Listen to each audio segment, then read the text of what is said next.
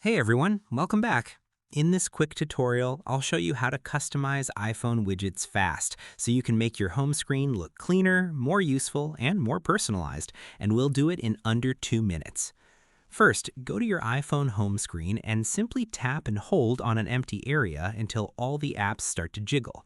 Now tap the Edit button in the top left corner and tap on Add Widget.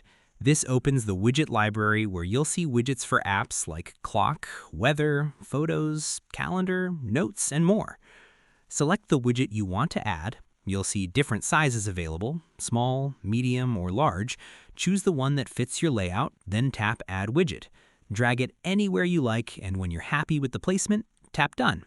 And if you ever want to remove one, just long press the widget and tap Remove Widget. Simple. And that's it. That's how you quickly customize iPhone widgets in just a few steps. If you found this helpful, don't forget to like and subscribe for more iPhone tips and tricks. Thanks for watching.